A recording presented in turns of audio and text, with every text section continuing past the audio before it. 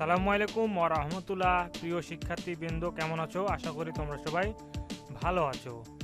ইতিমধ্যে তোমাদের দশম সপ্তাহের অ্যাসাইনমেন্ট প্রকাশ করেছে মাধ্যমিক উচ্চ শিক্ষা অধিদপ্তর।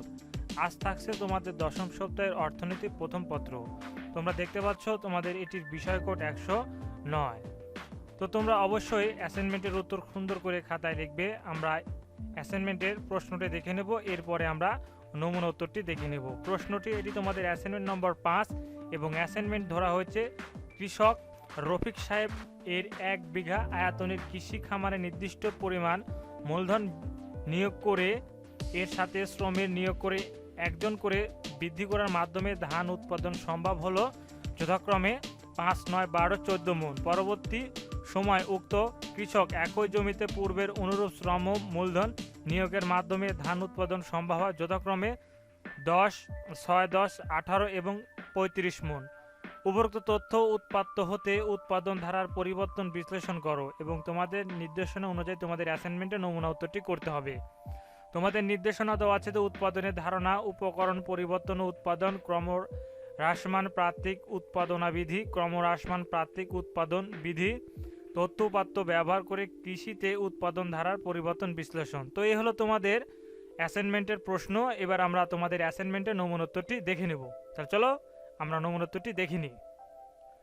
তোমাদের এই অর্থনীতি অ্যাসাইনমেন্টে শিরোনাম হবে উৎপাদন, উৎপাদন ব্যয় ও আয়। এটি হবে তোমাদের অ্যাসাইনমেন্টের শিরোনাম।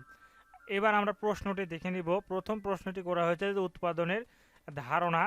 দ্বিতীয় প্রশ্ন করা হয়েছিল উপকরণের পরিবর্তন ও উৎপাদন। তৃতীয় প্রশ্ন করা হয়েছিল যে ক্রমহ্রাসমান প্রাত্যিক উৎপাদন বিধি। চতুর্থ প্রশ্ন করা হয়েছিল যে ক্রমবর্ধমান প্রাত্যিক উৎপাদন বিধি।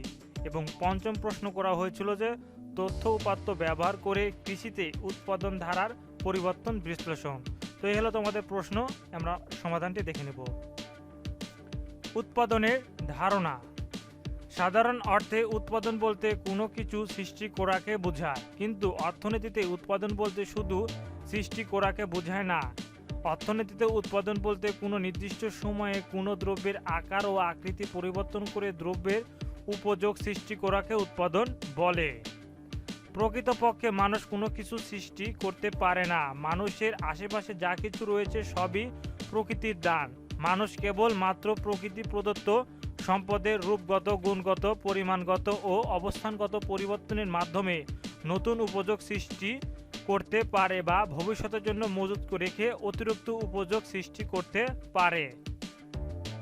এভাবে কোনো দ্রব্যের আকার ও আকৃতি পরিবর্তন করাকে অর্থনীতিতে উৎপাদন বলে। যেমন বন থেকে কাঠ সংগ্রহ করে আসবাবপত্র প্রস্তুত করে মানুষ কোনো নতুন দ্রব্য বা পদার্থ সৃষ্টি করতে পারে না, শুধু মাত্র কাঠের আকার ও আকৃতি পরিবর্তন করে আসবাবপত্র তৈরি করে উপযোগ সৃষ্টি করেছে মাত্র।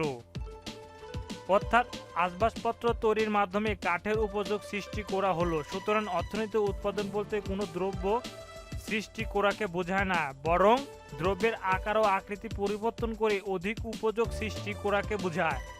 বিভিন্ন অর্থনীতিবিদ উৎপাদনের বিভিন্ন সংজ্ঞা দিয়েছেন। অধ্যাপক মার্শালের মতে এ বস্তু জগতে মানুষ প্রকৃতি প্রদত্ত বস্তুকে অধিকতর উপযোগী করে তোলার উদ্দেশ্যে এরূপ পূর্ণবিন্যাস করে যাতে তাতে অধিকতর কার্য উপযোগী করা যায়। অধ্যাপক ড্যানিয়েল বি সুইটস এর মতে উৎপাদন হলো এমন একটি পদ্ধতি যা দ্বারা মানুষ প্রকৃতি প্রদত্ত বস্তুকে ভোগের উপযোগী করে তুলতে পারে। সুতরাং সংক্ষেপে বলা যায় যে প্রক্রিয়ার মাধ্যমে মানুষ প্রকৃতি প্রদত্ত সম্পদের সাথে নিজের শ্রম মূলধন নিয়োগ করে অধিকতর উপযোগ সৃষ্টি করে তাকে উৎপাদন বলে। উপকরণের পরিবর্তন ও উৎপাদন। আমরা জানি কোনো দ্রব্য উৎপাদন করতে গেলে 4টি উপকরণ ভূমি, শ্রম, মূলধন ও সংগঠন প্রয়োজন হয়। উৎপাদনকারী যখন উপকরণসমূহ বাড়াতে থাকে তখন উৎপাদনের পরিমাণও বাড়তে থাকে, কিন্তু দ্রব্যের উৎপাদন সকল ক্ষেত্রে উপকরণ ব্যবহারের অনুপাতে বৃদ্ধি পায় না। উৎপাদনের পরিমাণ কখনো অধিক হারে, কখনো কম হারে ও কখনো সমহারে বৃদ্ধি পায়। সুতরাং মোট উৎপাদনের উপর কোনো উপকরণের প্রভাব কিরূপ তা জানার জন্য অন্যান্য উপকরণগুলোকে স্থির ধরে একটি উপকরণকে পরিবর্তনশীল ধরে এর ব্যবহার ক্রমাগত বৃদ্ধি করা হয়। এর ফলে উৎপাদনে যে পরিবর্তন ঘটে তা পরিবর্তনীয় উপকরণ অনুপাত বিধিতে ব্যাখ্যা করা যায়। এ বিধিতে বলা হয়, অন্যান্য উপকরণ স্থির রেখে একটি পরিবর্তনশীল উপকরণ ক্রমাগত নির্দিষ্ট অনুপাতে বৃদ্ধি করতে থাকলে উৎপাদন ক্ষেত্রে তিনটি পর্যায় বা স্তরের সৃষ্টি হয়, যা উৎপাদনের বিভিন্ন পর্যায় স্তর নামে পরিচিত। উৎপাদনের তিনটি পর্যায় বা স্তর হল: 1 প্রথম পর্যায়, 2 দ্বিতীয় পর্যায়, 3 তৃতীয় পর্যায়। অনিয়মিত শর্তাবলী পরিবর্তনীয় উপকরণ অনুপাত বিধি অনুযায়ী উৎপাদন ক্ষেত্রে যে তিনটি পর্যায় দেখা যায় তা নিম্নলিখিত অনুমিত শর্তের উপর নির্ভরশীল। স্বল্পকালীন সময় উৎপাদন কলাকৌশল ও কারিগরি স্থির, শুধুমাত্র একটি উপকরণ পরিবর্তনশীল। পরিবর্তনীয় উপকরণের এককগুলো সমজাতীয়। উপকরণ অনুপাত পরিবর্তনশীল। ক্রমহ্রাসমান প্রান্তিক উৎপাদন বিধি। ক্রমহ্রাসমান প্রান্তিক উৎপাদন বিধি: যদি কোনো নির্দিষ্ট পরিমাণ জমিতে ক্রমাগতভাবে অধিক শ্রম ও মূলধন নিয়োগ করা হয়, তাহলে শ্রম ও মূলধন যে হারে নিয়োগ করা হয় উৎপাদন অপেক্ষা কম হারে বৃদ্ধি পেয়ে থাকে, ইহাই ক্রমহ্রাসমান প্রান্তিক উৎপাদন বিধি নামে পরিচিত। অধ্যাপক মার্শাল এই বিধিটির প্রবক্তা।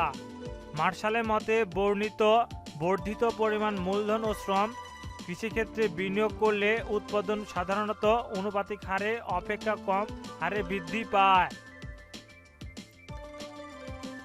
অর্থাৎ কোনো নির্দিষ্ট একখণ্ড জমিতে যদি দ্বিগুণ শ্রম ও মূলধন নিয়োগ করা হয়, তাহলে মোট উৎপাদন বাড়বে, কিন্তু তা দ্বিগুণ অপেক্ষা কম হয়ে থাকে। অতএব একই জমিতে অতিরিক্ত শ্রম ও মূলধন নিয়োগ করলে খরচের তুলনায় অতিরিক্ত উৎপাদন ক্রমে করতে থাকে।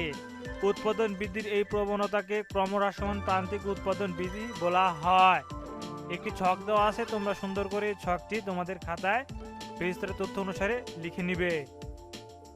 ক্রমহ্রাসমান প্রান্তিক উৎপাদন বিধি। ক্রমবর্ধমান প্রান্তিক উৎপাদন বিধি।